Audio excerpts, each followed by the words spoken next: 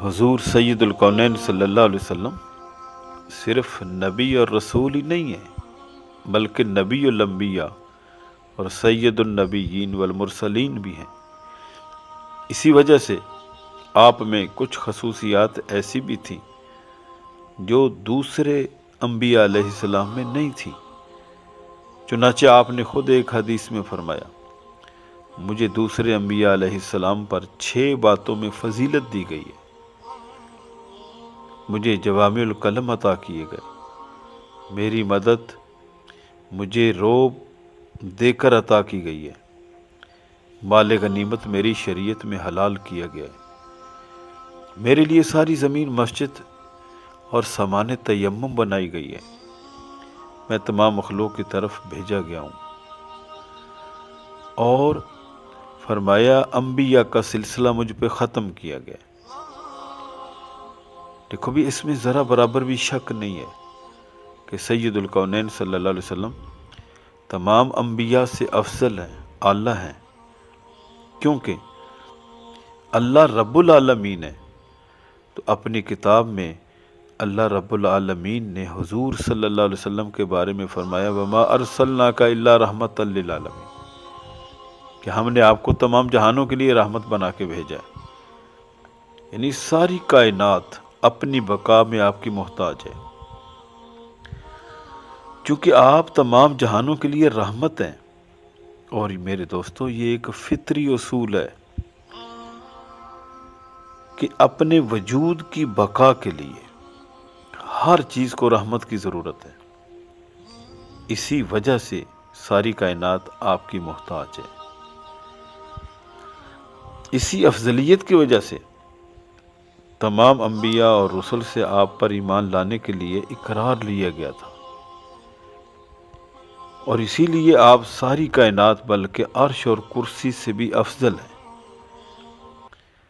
سورہ آل عمران میں آیت نمبر 81 اور 82 میں اللہ تعالیٰ نے ارشاد فرمایا تھا وَإِذْ أَخَذَ اللَّهُ مِيثَاقَ النَّبِيِّينَ لَمَا آتَيْتُكُم مِّن كِتَابٍ وَحِكْمَةٍ ثُمَّ جَاءَكُمْ رَسُولٌ مُصَدِّقٌ لِّمَا مَعَكُمْ لَتُؤْمِنُنَّ بِهِ وَلَتَنصُرُنَّهُ قَالَ أَقْرَرْتُمْ وَأَخَذْتُمْ عَلَىٰ ذَلِكُمْ إِصْرِي قَالُوا أَقْرَرْنَا قَالَ فَاشْهَدُوا وَأَنَا مَعَكُم مِّنَ الشَّاهِدِينَ فَمَن تَوَلَّىٰ بَعْدَ ذَلِكَ فَأُولَٰئِكَ هُمُ الْفَاسِقُونَ۔ یہ وہ پکا وعدہ تھا اور میثاق تھا جو اللہ تعالیٰ نے انبیاء علیہ السلام سے لیا تھا کہ میرا رسول تمہارے پاس آ جائے تو تم نے اس پہ ایمان بھی لانا ہے اور اس کی مدد بھی کرنی ہے۔ فرمایا میرے ساتھ وعدہ کرو پکا۔ انہوں نے وعدہ کیا، انبیاء نے کہا اللہ میاں ہم وعدہ کرتے ہیں۔ فرمایا تم گواہ ہو جو میں بھی گواہ ہوں، تم اس بات پہ گواہ ہو جاؤ۔ اس آیت سے واضح ہوتا ہے کہ ہر نبی سید الکونین صلی اللہ علیہ وسلم پر ایمان لانے کا مکلف تھا، اور اگر سابقہ انبیاء میں آپ کسی نبی کے زمانے میں آ جاتے تو اس نبی پر ضروری تھا اور لازم تھا کہ وہ آپ پر ایمان لائے۔ چنانچہ اسی وجہ سے ایک حدیث میں ہے کہ ایک مرتبہ حضور نبی کریم صلی اللہ علیہ وسلم نے حضرت عمر سے کہا تھا، یہ فرمایا اس ذات کی قسم جس کے قبضہ قدرت میں میری جان ہے، اگر آج موسیٰ زندہ ہوتے تو ان کو بھی میری پیروی کے سوا اور کوئی چارہ نہ تھا۔ اسی وجہ سے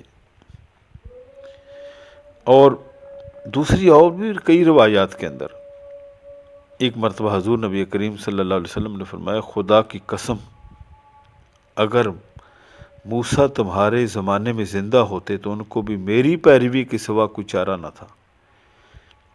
ان روایات سے معلوم ہوتا ہے کہ سید الکونین صلی اللہ علیہ وسلم نہ صرف نبی ہیں بلکہ نبی الانبیاء ہیں۔